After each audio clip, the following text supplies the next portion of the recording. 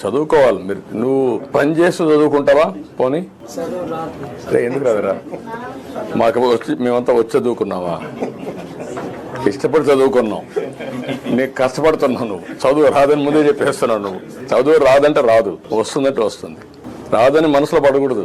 ఇష్టపడి ఏ పని చేసినా నీకు కలిసి వస్తుంది. ముందు నీ మీద నీకు నమ్మకం ఉండాలా. కుర్రాడివి కదా నువ్వు, ఎప్పుడు గొర్రెలే మేపుతావా? నెక్స్ట్ లెవెల్కి వెళ్ళాలి కదా.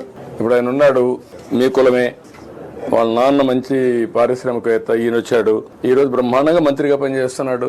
మరి నీ మాదిరిగా గొర్రెలే మేపుకుంటా అనుకుంటా ఆయన ఏమైండేవాడు? ఏమంటావు? చదువుకుంటూ గొర్రెలు మేపు. చదువు కూడా ఇంటికాడ నుంచి కూర్చొని నేర్చుకోవచ్చు, అప్పుడప్పుడు క్లాసులో పోవచ్చు, అప్పుడు డిగ్రీలు వస్తాయి. 2 పనులు చెయ్యి. ఎందుకంటే చదువుకుంటే పెద్ద కష్టం కాదు. ఈరోజు సెల్ ఫోన్ వాడతావా? బ్రహ్మాండం కొడతావా? సెల్ఫీ తీస్తావా? మరి ఎట్లా నేర్చుకున్నావు? ఎందుకంటే మీరు బీసీలంతా మీ ఊరంతా ఓట్లు వేస్తారు. నాకు ఎప్పుడు వేసారా? ఎప్పుడు వేస్తారు. తెలుగుదేశం అంటే మీకు అభిమానం. అందుకే మిమ్మల్ని పైకి తేవాలని నేను. అగ్రవర్ణాలే కాకుండా బీసీలు మీరు అందరూ పైకి రావాలి. దానికోసమే నేను ప్రత్యేకమైన శ్రద్ధ పెడుతున్నాను. మీలాంటి కుర్రాలను చదివించడం, ఆర్థిక సహాయం చేయడం, పైకి తీసుకురావడం, ఇవన్నీ.